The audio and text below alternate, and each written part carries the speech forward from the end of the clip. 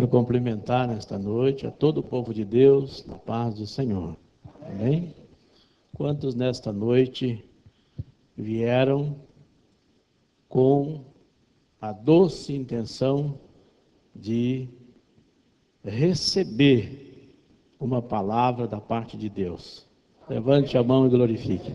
Amém? Estou feliz por poder nesta noite estar aqui vos ministrando a palavra do Senhor.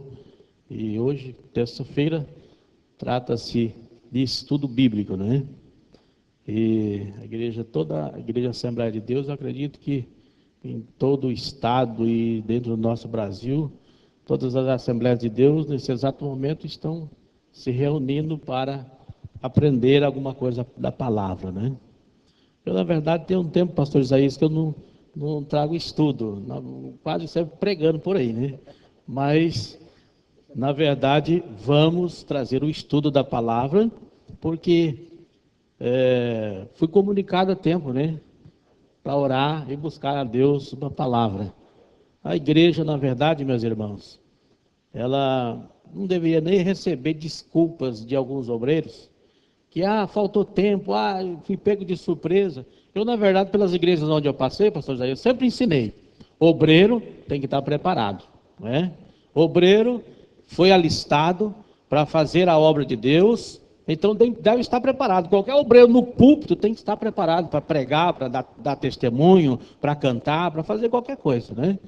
Trata-se de preparação, e na verdade os crentes em geral são ensinados a estar preparado. Primeiro, porque Jesus pode voltar a qualquer momento, não é, meus irmãos?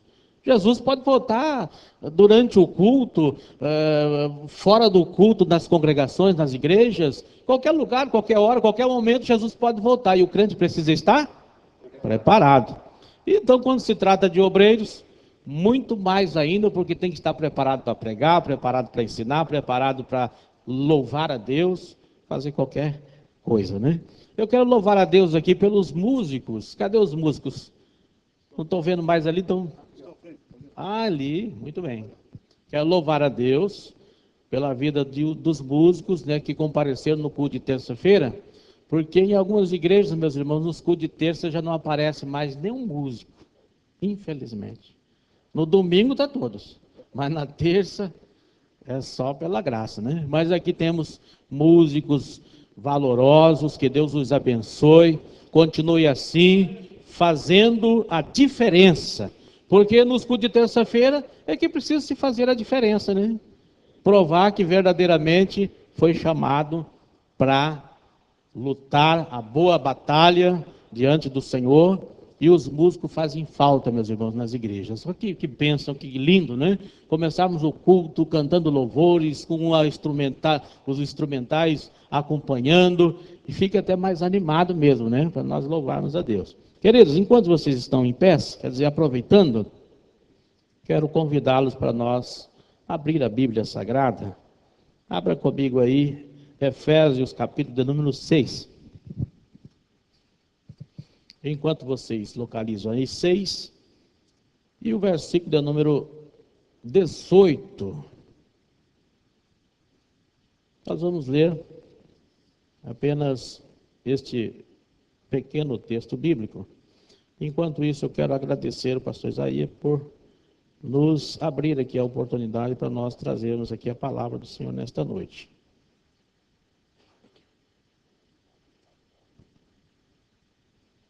Efésios capítulo 6, verso de número 18, diz aqui: orando em todo o tempo, com toda oração e súplica no Espírito, e vigiando nisso com toda perseverança e súplica, por todos os santos. Amém.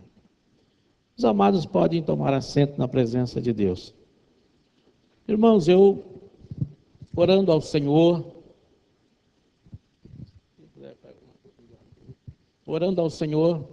e subiu ao meu coração trazer dessa terça-feira uma palavra sobre oração, tendo em vista que já o culto já tem o sentido mesmo de oração, né? Os cultos que está acontecendo Eu vejo sempre aí nas terças-feiras os irmãos se empenhando em orar pelo menos um pouquinho. E na verdade, meus irmãos, estamos precisando orar mesmo. E então, orando ao Senhor, e subiu no meu coração o desejo de falar sobre oração. E nós temos um tema aqui que diz: os mistérios da oração. Eu sei que muitos aqui são de oração, gostam de orar e precisam vencer muitas coisas através da oração. E a oração realmente é uma arma poderosa. Vocês podem ver que aqui esse versículo é um segmento das palavras do apóstolo Paulo, que traz aqui os Efésios, e ele traz aqui no capítulo 6, do verso 10 em diante, ele fala sobre várias armas. Ele começa dizendo sobre as armaduras, né, de Deus, que o crente pode receber, e faz uma ilustração linda, por sinal, de algumas armas que a gente pode ver até que os soldados, principalmente os romanos, ainda utilizam, e faz menção de algumas armas que aqui está registrada, e Paulo fazendo aqui uma linda comparação, né? Por exemplo, a fé, escudo da fé, é uma arma de defesa, uma arma de guerra, uma arma de defesa. O sapato da preparação fala do coturno do soldado, né? E a couraça da justiça, capacete da salvação, espada do Espírito, e a palavra de Deus. Mas todas essas armas os soldados usam também. E são armas que todo soldado precisa possuir. E aqui, meus irmãos, o versículo 18, ele num segmento aqui, ele fala sobre a oração. E nós queremos aqui, baseado nesse versículo de número 18, falar aqui sobre a oração e alguns mistérios que existem na oração, e que muitas pessoas, por mais que seja de oração, por mais que se dedique à oração, ele ainda não parou para refletir, para entender, e existem muitos segredos importantes nessa noite. Eu quero, com a ajuda do Espírito Santo aqui, transmitir a vocês esse ensinamento, e possa nós, nesta noite, sairmos daqui com muito mais condições de enfrentar as lutas que temos pela frente. E na verdade aqui, Paulo traz esse ensinamento, essa palavra ilustrativa sobre essas armas, já indicando que a nossa luta não é contra carne e sangue, mas contra as potestades, quer dizer, inimigos, demônios que estão em muitos lugares aí, nos ares, e estão lutando como nunca para destruir ou para atingir o povo de Deus. Só é que tem um detalhe, né, meus irmãos?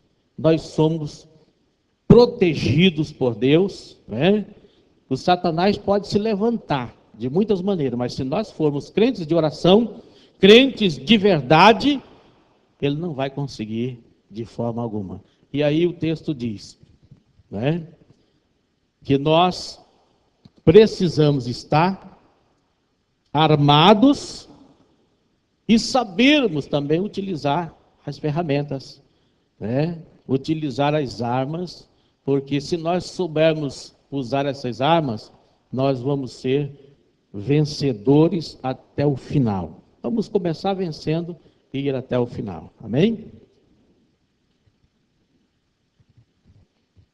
Então, queridos, nós temos aqui como tema os mistérios da oração.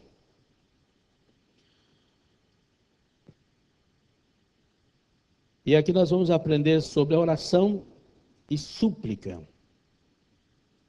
A súplica, eu acredito que muitas pessoas já sabem, entendem o que significa: implorar, insistir, clamar, né? A oração de súplica, meus irmãos, ela é diferente. É uma oração um tanto diferente daquela costumeira.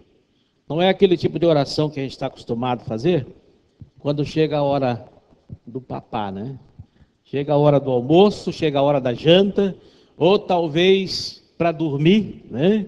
dobramos o joelho, às vezes, 5 minutinhos ali, 10 minutos, às vezes, quando nós somos muito de oração, às vezes oramos aí meia hora, para se deitar, e tudo bem.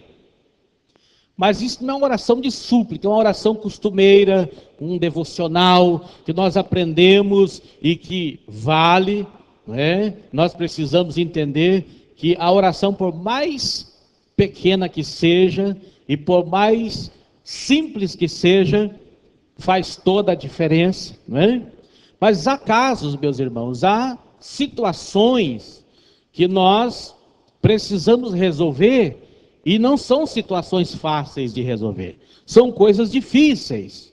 E aí é que entra, então, alguns tipos de oração que nós precisamos se estender mais tempo, e muitas vezes derramar lágrimas, suplicando e clamando de fato ao Senhor nosso Deus. E vale dizer, meus irmãos, que quando nós clamamos de fato, Deus atende, porque a Bíblia diz: batei, batei, e abrir-se-vos-á. Pedi, e será dado. Então essa palavra ela é enfática. Só é que às vezes, muitas de nós estamos às vezes se queixando pelos cantos da vida, justamente porque nós estamos orando, mas não está acontecendo nada. Estamos, às vezes, já até em campanhas, 30 dias, 60 dias, e às vezes nada aconteceu ainda. E eu vou dizer aos irmãos, que quando nós estamos buscando alguma coisa, a primeira coisa que precisa se entender, eu quero de fato ou não? É apenas um querer vago, ou eu quero realmente alcançar a minha bênção? E quando nós decidimos, quando nós chegamos a essa conclusão, eu preciso realmente, eu quero realmente, então é hora de entender que é uma busca, e essa busca tem que ser forte. A oração de súplica, ela diz que realmente nós precisamos ir até o fim, e buscar até o fim. Eu costumava sempre dizer, meus irmãos, e ainda faço isso, e muitas vezes, eu quando estou buscando alguma coisa do Senhor, eu sinto dentro de mim, que eu preciso levantar da minha oração convicto de que Deus, no mínimo, Ele ouviu a minha oração. Porque há muitos casos, meus irmãos, de você dobrar o teu joelho para orar, e você se levantar da oração em dúvida. Se acontecer isto, você pode voltar a orar de novo, porque a tua oração não valeu de nada. É preciso nós, em primeira mão, ter certeza de que Deus nos ouviu. Então, esta oração que você teve certeza que Deus ouviu, ela vai te dar a você uma tranquilidade. Você vai sentir já uma tranquilidade. Então, a oração de súplica, meus irmãos, nós vamos chegando aqui em algumas partes importantes. Observação, a súplica, para ter valia, tem que ser com humildade. E eu gostaria de ler com os irmãos Evangelho segundo São Lucas, capítulo 18, verso 10. Gostaria que todos vocês que trouxeram Bíblia, acompanhem conosco aí. Evangelho segundo São Lucas, trata-se de um estudo, não é? Então vamos ler Bíblia. Lucas 18, 10. Diz aqui: 2 homens subiram ao templo a orar, um fariseu e outro publicano. Verso 11. O fariseu, estando em pé, orava consigo desta maneira: ó Deus, graças te dou, porque não sou como os demais homens roubadores, injustos e adúlteros, nem ainda como este publicano. Jejum 2 vezes na semana, e dou o dízimo de tudo quanto possuo. O publicano, porém, estando em pé, de longe, nem ainda queria levantar os olhos ao céu, mas batia no peito dizendo: ó Deus, tem misericórdia de mim, pecador. Então há uma diferença, meus irmãos. Há uma diferença aqui entre um e o outro. O publicano, né? E em contrapartida, um fariseu. Esse fariseu, ele dá-se toda a ideia de ser instruído nas Sagradas Escrituras. O fariseu faz uma longa oração, um discurso bonito, jejum 2 vezes na semana, né? E logo em seguida, dentro da sua própria oração, ele já estava apontando de dedo para o outro que também estava em oração. Apresentam-se ao templo para orar. Um fazendo uma larga oração e mostrando a Deus a forma do seu procedimento, quer dizer, apontando para si próprio as suas qualidades. Mas de repente já estava olhando, apontando de dedo na sua própria oração para aquele publicano e dizendo: eu não sou como este, mas eu sou, em outras palavras, melhor do que esse, porque eu jejum, eu faço isto, faço mais aquilo. Então, amados, o texto diz que este humilde, porque aqui se trata de humildade, esse publicano, na sua humildade, faz uma simples oração: ó Deus, tem misericórdia de mim, pobre pecador. Pronto. Ele já resolveu o seu problema. Então, quer dizer, destaca-se aqui, meus irmãos, a humildade. A súplica, os dois estavam suplicando e precisando de uma vitória, de uma bênção, certamente. Mas um deles apresenta uma pequena oração, mas com humildade de coração.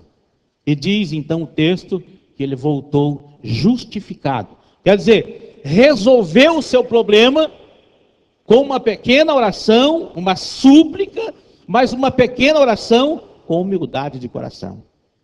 Interessante que, diz o texto aqui, que ele batia no seu peito. Talvez aqui, meus irmãos, nos nossos dias, essa expressão, me parece que ela tomou um sentido até o contrário, né? É mais fácil talvez alguém entender isto. Ele chega na presença de Deus e bate na sua cabeça: ó Senhor Deus, tem misericórdia de mim, ó pobre pecador. Porque na verdade, meus irmãos, hoje talvez essa expressão bater no peito tenha um sentido totalmente contrário, né, para nós, nos nossos dias. Bater no peito é se gabar em alguns lugares, né? Se achar, bater no peito. Mas naquele tempo não. Esse bater no peito significava o mesmo que: ó Senhor, eu sou o culpado, o problema é meu, e eu preciso ser justificado, eu preciso da tua vitória, eu sou aquele que falhei, em outras palavras, mas eu preciso de alguém que resolva o meu problema. Nos dias de hoje, meus irmãos, a coisa está mais ou menos invertida. O sujeito dobra o seu joelho para orar, e sabe o que ele começa a sair no meio das suas orações? Senhor, o Senhor sabe da minha vida, não é? Sabe que eu oro, sabe que eu consagro, sabe que eu ando certinho, mas o fulano, o Senhor está vendo o que ele está fazendo comigo? Pega esse camarada aí, Senhor, e dá um jeito nele, porque eu não devo nada, é ele que está fazendo isto, é ele que está atrapalhando a minha vida. Amados, esse é o tipo de oração que não faz efeito nenhum, não sobe ao céu. Deus não recebe esse tipo de oração. Mas quando nós olhamos para nós, meus irmãos, ainda que alvejado por situações adversas, ainda que alvejado de críticas ou de difamações, ou de apedrejamento, em outras palavras, de tais formas, meus irmãos, que nós não temos nem para onde ir. Mas mesmo assim, nós teríamos que dobrar o nosso joelho e dizer: Senhor, tem misericórdia de mim. Se você olhar para o texto de Efésios capítulo 6, os versículos que antecedem, e Paulo falando sobre essas armas,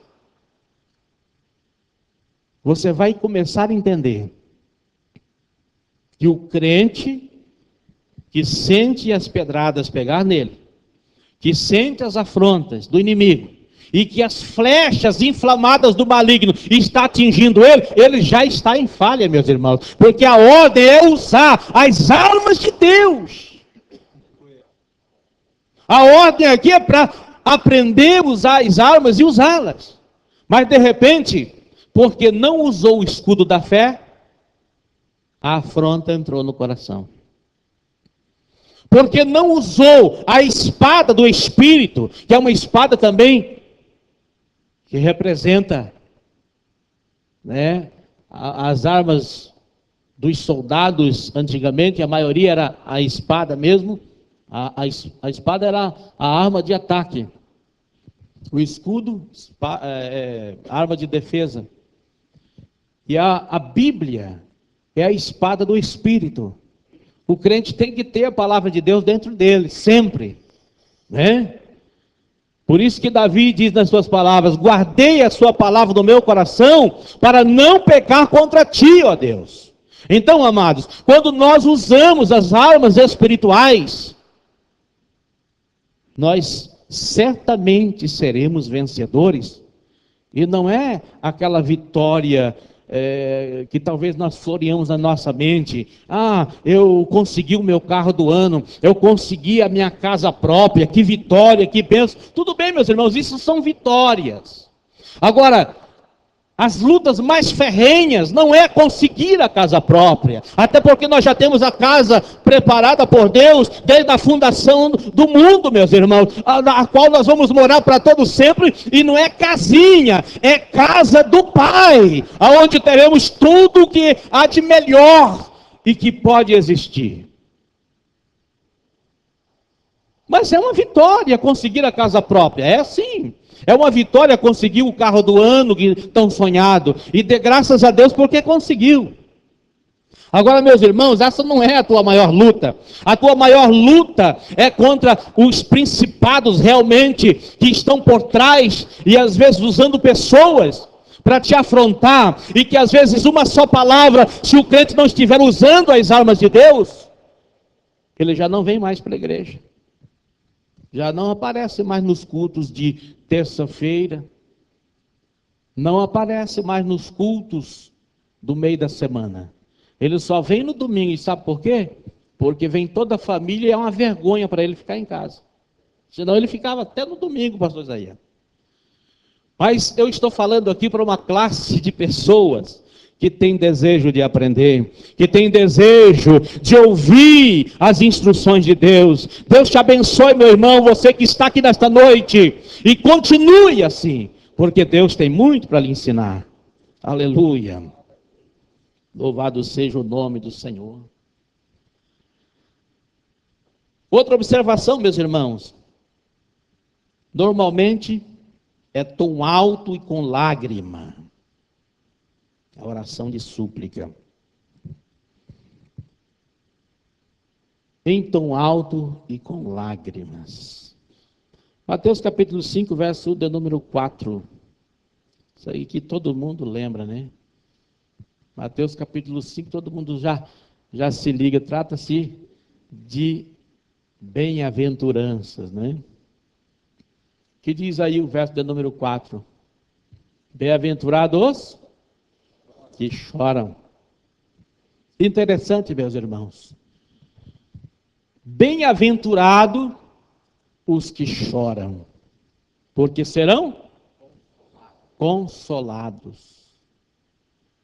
Bem-aventurado os que choram, porque serão consolados. Para mim é uma maravilha isso aqui, meus irmãos. Essa palavra. A palavra bem-aventurança Ela é o mesmo que abençoado. Bem-aventurado é o mesmo que abençoado. Quando o Senhor está dizendo bem-aventurado aqui, Ele está dizendo bem-abençoado. É o mesmo. Abençoado quem? Os que choram. Então, amados, oração de súplica. Imagine você está precisando resolver uma situação muito difícil. Uma situação, eu disse, muito difícil. Não é uma situação qualquer, uma situação muito difícil. Porque a fácil, você mesmo resolve. Não é verdade? As fáceis, nós somos um pouquinho inteligentes, porque somos filhos de Deus, e os filhos de Deus são capacitados de uma inteligência fora do comum. Eu já ouvi tanta irmãzinha que não sabe nem ler e escrever, falar cada coisa linda, pastor Isaías. Inteligente. Tem uma inteligência sobrenatural. Então as coisinhas, meus irmãos, nós mesmos resolvemos. Agora, quando é coisa difícil, Deus resolve. E nós sabemos. Então a oração tem que ser de súplica, meu querido. E com gosto salgado. Lágrima descendo dos olhos. Senão, você não vai conseguir resolver a situação. Agora é interessante, meus irmãos, que quando eu olho aqui para essa bem-aventurança, Jesus dizendo, bem-aventurado os que choram. Em outras palavras, abençoado é o que chora.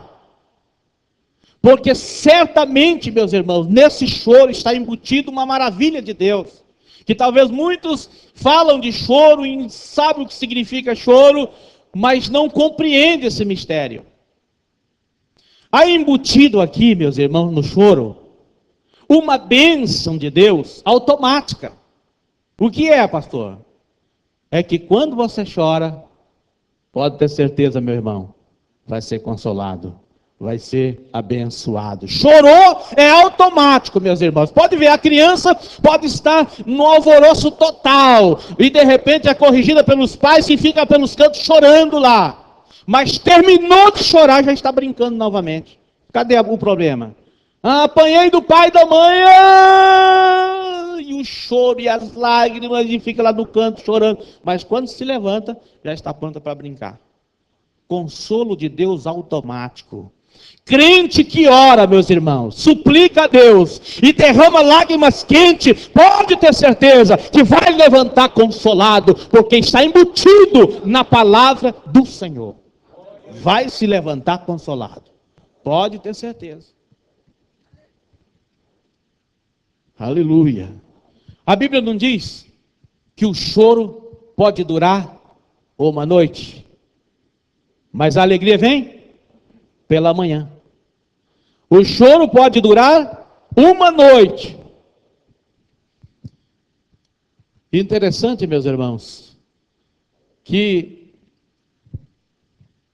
o salmista, quando diz essas palavras, o choro pode durar uma noite, mas a alegria vem pela manhã. Ele não está dizendo aqui que essa noite, o que seja o choro, pode ser uma noite, tem que ser uma noite inteira para você ter a sua vitória. Ele não está dizendo aqui tampouco que vai ser só uma noite. Se nós tivéssemos muito tempo, nós temos pouco tempo.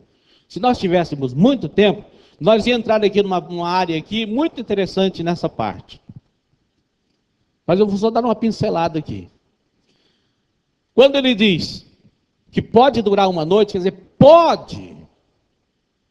Esse pode vai te dar a clareza, a nítida clareza no texto, que a oração de lágrima, de súplica com lágrima, ela pode durar 5 minutos. E que já vem a vitória. Mas também pode durar uma noite. E também você vai conseguir entender agora que também não significa só uma noite, porque em outras partes da Bíblia, nesse esboço que eu tenho aqui, já daria para nós fazer aqui passear um pouquinho, andar pela Bíblia aqui, e nós ia ver claramente confirmações do que eu vou dizer. Que Quando se refere à noite, em muitas partes da Bíblia, quando se fala em noite, não representa simplesmente a noite em si, mas um tempo de calamidade, um tempo de problemas adversos que às vezes nós enfrentamos. E que esse tempo pode ser dias e dias e noites e dias, até se resolver. Então, amados, só para você entender, o choro pode durar 5 minutos. E você pode receber a tua bênção após os 5 minutos. Eu já recebi uma bênção antes de terminar de orar, pastor Isaías. Eu me lembro de várias vezes. Não vou contar aqui testemunho aqui, porque precisaria de muito tempo. Mas várias vezes, orando ao Senhor, derramando lágrimas quentes, e de repente alguém bate e já é a solução do problema. Mas acontece, meus irmãos, que também já orei 3 dias sem comer e sem beber, derramando lágrimas. E aí quando a minha esposa, que me deixou num determinado lugar, foi me buscar novamente, a primeira coisa que ela perguntou: e daí, meu filho? Deus te falou o que você precisava ouvir? E eu disse: não me falou nada. Agora, só para consolar os irmãos que oram, olha, escute bem. Eu desci da oração. Eu digo descer, meus irmãos, porque oração para mim é sempre no monte, é sempre uma parte alta, porque isso é uma coisa que é forte para o crente. Crente de oração pode ser chamado de crente forte. Então, eu digo, eu desci da oração. Representativamente, eu estava no monte. Então, quando eu desci da oração, só para consolar o coração de quem ora, olha, querido, eu não tinha ouvido Deus falar nada. E a minha esposa perguntou, eu disse: minha filha, Deus não falou nada. Mas o meu coração estava tranquilo. O consolo de Deus estava dentro de mim. É como se eu entendesse: Deus não falou nada, mas Ele está agindo já, e alguma coisa vai acontecer. E quando foi no outro dia, a minha filha de número 2, a Andressa, ela não está aqui. A de número 1, vi ela cantando aqui hoje, já fiquei feliz. Faz dia que eu não ouvia ela cantar na igreja, né? Então, a minha filha de número 2, que é a Andressa, ali está o André, número 1, a Andressa, número 2, e a Daiane, número 3, viu? Para vocês entenderem melhor. A de número 2 era desse tamaninho ainda. Já é casada hoje. Mas a Andressa, desde pequenininha, meus irmãos, já era usada por Deus. Assim como os outros, né? De alguma maneira Deus usa eles. É uma bênção. Eu louvo a Deus pelos meus filhos, pela minha família. Querido, e quando amanheceu o dia seguinte, a Andressa chegou para mim e disse: pai, olha, Deus me mostrou alguma coisa de noite. E eu preciso te falar. Que é? Olha, eu estava orando 3 dias, meus irmãos, por causa de uma tribulação que havia na igreja. Era uma pessoa que caiu de paraquedas, eu dispensa aqui citar o nome e tal, detalhes, mas caiu de paraquedas e estava provocando um desastre na igreja, um estrago, pastor Isaías. Sabe como é que é? Um estrago no meio da igreja. E eu não via outra forma a não ser ir buscar a Deus e chorar na presença de Deus até Deus resolver a situação. E aí nesse dia a minha filha chega para mim e diz: pai, olha, Deus me mostrou uma visão assim, ó. Eu estava num determinado lugar e o ambiente parecia assim, um ambiente desprezível, parecia um boteco lá, um lugar de bebedeira e de farra e coisa assim. E eu olhei e vi o fulano de tal, esse que está te dando problema aí. Eu vi esse fulano de tal, uma bermuda, tomando cerveja em cima de uma mesa, e uma coisa assim, bem triste, parecia que está desviado o sujeito. E de repente, me chamou a atenção um ser de branco, que veio à direita, e esse ser de branco veio diretamente para mim e me disse: minha filha, diga para o teu pai, que esse sujeito aí, ó, eu cuido dele, para ele ficar tranquilo. E eu disse, louvado seja o nome do Senhor, porque Deus não me falou lá quando eu estava orando, mas falou agora e está bom, de bom tamanho. Deus resolveu a situação. E o testemunho é muito grande, meus irmãos, mas resolveu de uma forma tremenda. Se eu tiver tempo um outro dia, talvez eu conte mais em detalhe para os irmãos. Mas, amados, a oração de lágrima resolve problema, viu? A oração de lágrima. Eu estou conferindo o relógio ali, para mim não passar do tempo aqui, para nós não cansarmos os irmãos. Mas tem coisa muito maravilhosa aqui. O choro expressa o sofrimento de quem está sofrendo, ou de quem está alegre. Tem duplo sentido aí o choro, e eu diria que há até alguma coisa mais do que essas duas observações do choro transmitir sofrimento ou alegria. Eu diria que essa questão, meus irmãos, do choro, chama muita atenção, principalmente o choro de alguém que está triste, né? Choro de tristeza. E nós, às vezes, ficamos meio que, de certa forma, observando algumas pessoas que vêm, às vezes, visitar a igreja, né?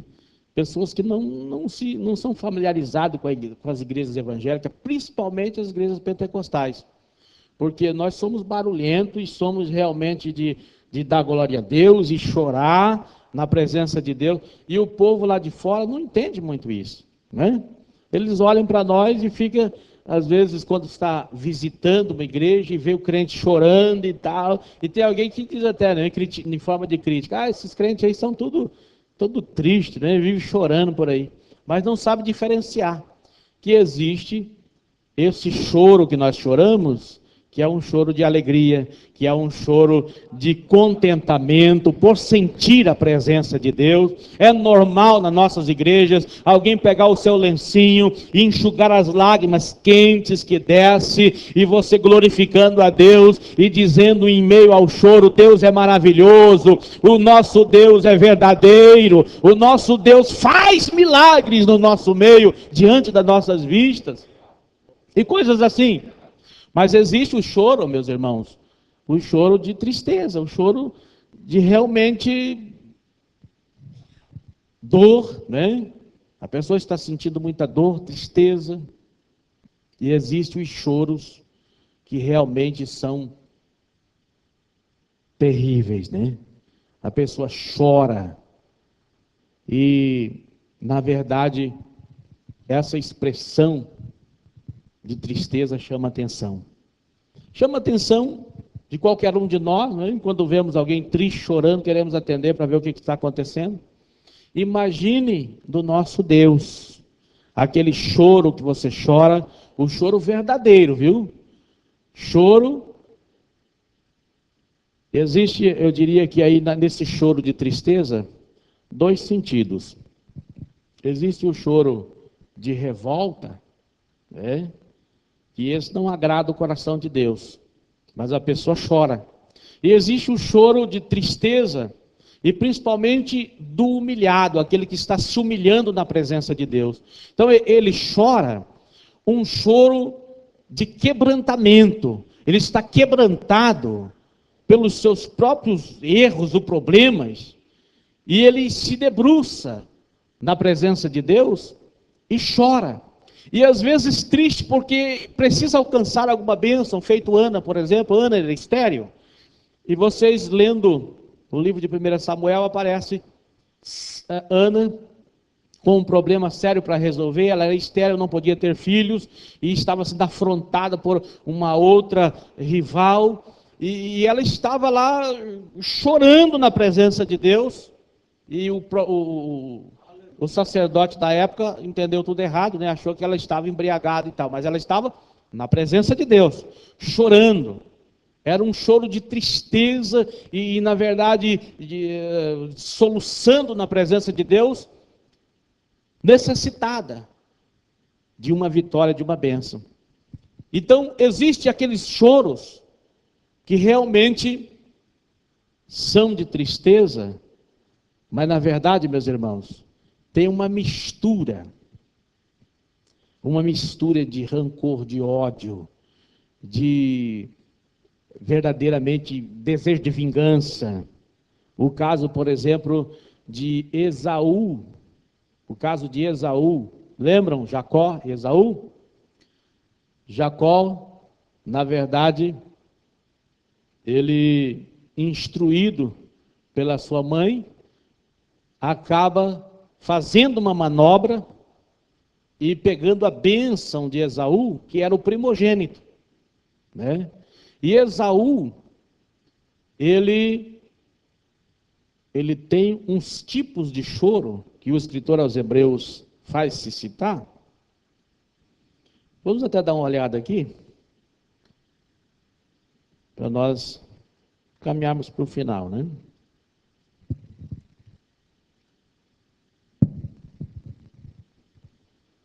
Hebreus capítulo de número 12, versos de número 16 e 17. Vou ler o 16 também, para vocês entenderem o 17 melhor. Olha o que diz aqui. O escritor aos Hebreus dizendo: e ninguém seja fornicador ou profano como Esaú, que por um manjar vendeu o seu direito de primogenitura. O verso 17. Porque bem sabeis que, querendo ele ainda depois herdar a bênção, foi rejeitado, porque não achou lugar de arrependimento, ainda que com lágrimas o buscou. Agora eu quero que vocês entendam bem isso aqui. É muito profundo isso. Olha, o escritor aos Hebreus, ele está fazendo uma observação aqui, que muitas pessoas que leem não conseguem entender essa observação. E nos tempos, o Paulo até faz uma citação, o apóstolo Paulo faz uma citação aos romanos, porque havia no tempo de Paulo algumas pessoas que não entendiam muito bem esse tratamento de Deus com Esaú e com Jacó. E eu acredito que Paulo sentiu-se na necessidade, ou sentiu-se que havia realmente alguns ali, tendo o mesmo pensamento de alguns israelitas, porque achava que Deus estava cometendo uma injustiça. Quando disse, amou Deus a Jacó e desprezou a Esaú. Então essa palavra, Paulo cita novamente. Em algum lugar está escrito,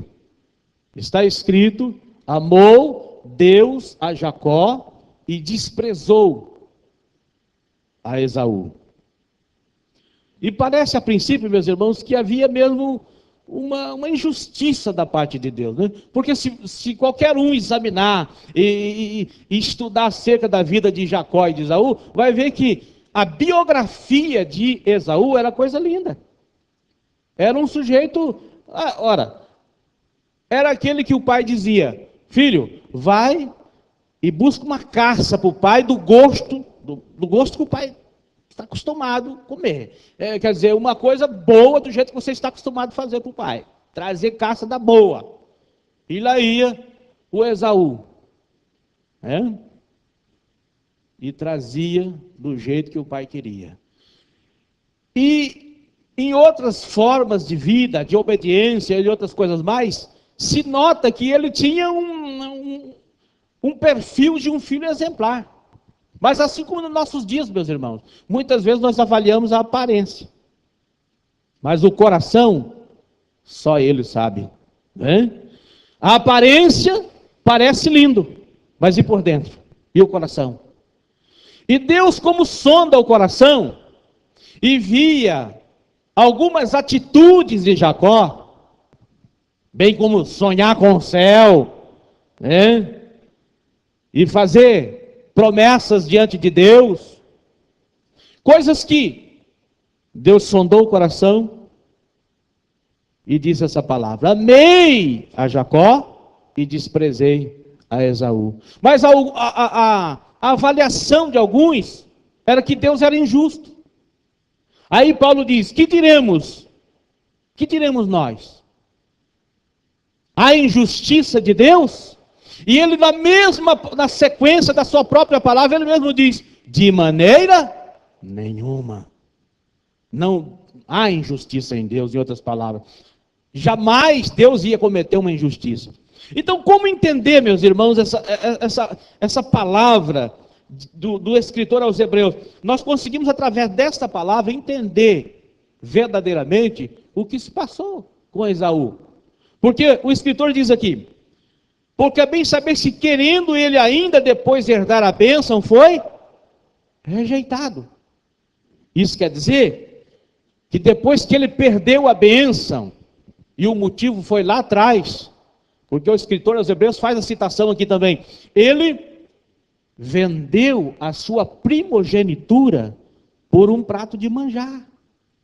Alguns dizem lentilha, tudo bem.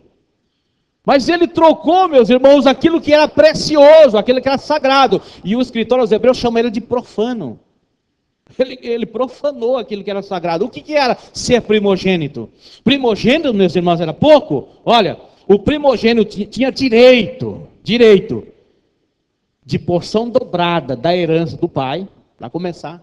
O pai morria, os outros recebiam uma porção, o primogênito era o dobro.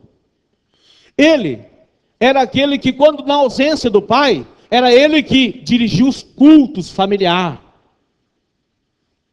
Era ele que, quando na ausência do pai, ele que dominava os outros irmãos. Era ele que dominava a casa. E por aí ia, meus irmãos. Primogênito tinha suas regalias. E era uma coisa divina, de Deus. E de repente o moço Esaú troca tudo isto por um prato de comida. E isso pesou diante de Deus. E por isso foi rejeitado. Agora eu quero só concluir aqui, meus irmãos. E rejeitará o Senhor para sempre? E principalmente nós que vivemos um tempo de graça. Alguém cometeu um delito, uma falha como esta, e pesou no coração de Deus, e Deus o desprezou. Mas eu diria, meus irmãos, permanece para sempre esse desprezo de Deus? Certamente que não. Mas o que acontece? Ou o que aconteceu com Esaú? E por que não alcançou essa graça? Olha, examine o texto, meus irmãos. Bíblia é para ser lida, é para ser estudada. Mais do que isso, você tem que comer Bíblia para você conseguir entender, meus irmãos. Olha, porque bem sabeis que... O segredo está aqui no verso 17. Porque bem sabeis que, querendo ele ainda depois herdar a bênção, foi rejeitado. Por que foi rejeitado? Por que, meus irmãos? Sequência. Porque não achou lugar de arrependimento. Ainda que com lágrima o buscou. Aí que eu quero mostrar para os irmãos esse segredo da lágrima. Lágrima de arrependido ou lágrima de alguém revoltado? Saul derramou lágrima em cima disso aí, pastor Isaías. Só que não alcançou o lugar de arrependimento. Quer dizer, ele não se arrependeu, ele não avaliou a sua história, os seus delitos do passado, para chegar diante de Deus e: Senhor, tem misericórdia de mim, porque eu sei que tu és misericordioso, eu sei que tu és rico em misericórdia, e tu não me deixaria de fora da bênção. De alguma maneira o Senhor me restituiria. De alguma maneira, o Senhor ia me levantar. De alguma maneira, o Senhor ia fazer alguma coisa acontecer na minha história. Eu falhei, mas o Senhor é misericordioso. Acontece que Esaú, meus irmãos, chorava um choro de revolta. Sabe o que ele queria? Ele queria matar o seu irmão. Ele queria exterminar o seu irmão por causa daquela situação de tramóia. Tudo bem, Jacó ganhou um título, né? De suplantador, de enganador, de trapaceiro, tudo bem. Mas era aquele que estava lá do lado, atravessando o val de Jaboque, lutando com quem? Com um anjo. E era uma teofania dentro da teologia. você vai aprender claramente isto. Era o próprio Deus, era uma teofania ali. Ele lutou com o próprio Deus e venceu. Isso já é uma outra história, meus irmãos. Por que venceu um homem, o próprio Deus? Qualquer outro dia nós entramos nessa parte. Mas eu quero deixar claro para você aqui, ó. Esaú, ele só não alcançou a bênção porque o seu choro era um choro de revolta, era um choro de alguém que quer matar o primeiro que encontra pela frente. Ele não conseguia se humilhar na presença de Deus. Agora, eu vou fechar minha Bíblia, senão eu vou passar do horário. Queridos, olha, se você tem um problema para resolver, se você tem uma luta para lutar, o segredo ainda é a oração. Oração de súplica, oração de lágrima, mas um coração quebrantado, um coração humilhado na presença do teu Deus. Porque diante de Deus, meus irmãos, só subsiste aqueles que são humildes de coração e aqueles que verdadeiramente conseguem provar para o seu Deus. O coração tem que ser sincero, não é só simplesmente dizer, falar, pronunciar, mas Deus tem que olhar o teu coração e ver que você é sincero. Que Deus te abençoe e guarda o que foi colocado para o teu coração nesta noite e você seja grande vencedor em todos os seus problemas adversos. Porque crente, meus irmãos, não adianta nós colocarmos melzinho na chupetinha, não. Não adianta colocarmos um pouquinho de açúcar, de doce, de aguinha doce na boca de alguém, dizendo, olha, vem para a igreja que aqui é só vitória. Amados, é vitória. Mas nós temos que conquistar a bênção. E isto fala de luta, fala de problemas, fala de muitos problemas para se resolver. E só se resolve com um coração humilde na presença de Deus. Porque o coração humilde, Deus contempla. Que Deus te abençoe.